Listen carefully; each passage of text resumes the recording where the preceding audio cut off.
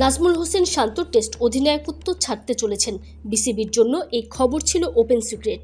তবে কলম্বো টেস্ট শেষ হতে না হতেই যে পদত্যাগের ঘোষণা দিয়ে বসবেন, এ কথা নাকি জানতই না দেশের ক্রিকেট বোর্ড। বিসিবির অপারেশনস কমিটির চেয়ারম্যান নাজমুল আবেদিন ফাহিমের দাবি, দায়িত্ব ছাড়তে চান এমনটা জানিয়ে রাখলেও কবে ছাড়ছেন সেটা আগে থেকে দেশের ক্রিকেট বোর্ডকে জানাননি শান্ত। যদিও বিদায়ী অধিনায়কের প্রশংসা করতেও ভোলেননি এই বোর্ড পরিচালক। শান্তকে ওয়ানডে অধিনায়কত্ব থেকে সরিয়ে দেওয়ার পরই গুঞ্জন ওঠে তিনি আর টেস্ট অধিনায়ক থাকছেন না। এমন খবর প্রকাশ্যে আসার পর বিসিবির তরফ থেকে শান্তর সাথে নাকি আলোচনাও করা হয়েছিল। তবে এদিনই যে প্রেস কনফারেন্সে এসে ঘোষণা দিয়ে দেবেন এমনটা জানা ছিল না। শ্রীলঙ্কায় গণমাধ্যমের মুখোমুখি হয়ে ফাহিম বলেন, হ্যাঁ, আলোচনা হয়েছিল এবং আমার ধারণা ছিল যে এটা হলেও আরও পরে হবে, আজকেই হবে এইটা আমি আশা করিনি। বাট ওর সিদ্ধান্তটাকে রেসপেক্ট করে, যেহেতু মনে করেছে আজকে ওটা করতে চায়, আই রেসপেক্ট দ্যাট। বলা হচ্ছে হুট করেই ওয়ানডে অধিনায়কত্ব কেড়ে নেওয়ার কারণেই নাজমুল হোসেন শান্ত টেস্ট থেকে সরে দাঁড়িয়েছেন। তবে বিসিবির এই পরিচালকের মতে ওয়ানডে থেকে শান্তকে সরিয়ে দেওয়া হয়েছিল বোর্ডের সিদ্ধান্তে এবং সেই সিদ্ধান্তের কথা সবার আগে শান্তকেই জানিয়েছিলেন ফাহিম।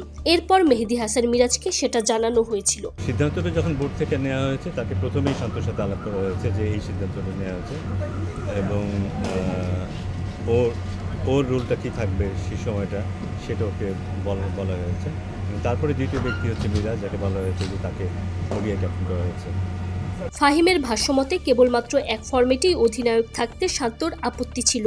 সদ্য বিদায়ী অধিনায়কের নেতৃত্বে 14 টেস্টে জয় এসেছে 4টায়, হার 9 ম্যাচে, ড্র 1টায়। শান্তর প্রশংসা করে ফাহিম বলেন, ওর নেতৃত্ব গুণ আমি কাছ থেকেও দেখেছি, খুব ভালো ক্যাপ্টেন্সি করেছে এবং ইজ এ গুড লিডার। এটা যদি না হতো খুব ভালো হতো, but since he has decided এটাই সিদ্ধান্ত, রেসপেক্ট দ্যাট এবং আশা করব যে ও ক্রিকেটার হিসেবে, ব্যাটার হিসেবে ভালো খেলতে থাকবে এবং ক্যাপ্টেন না থাকলেও ওর যে লিডারশিপ কোয়ালিটি আছে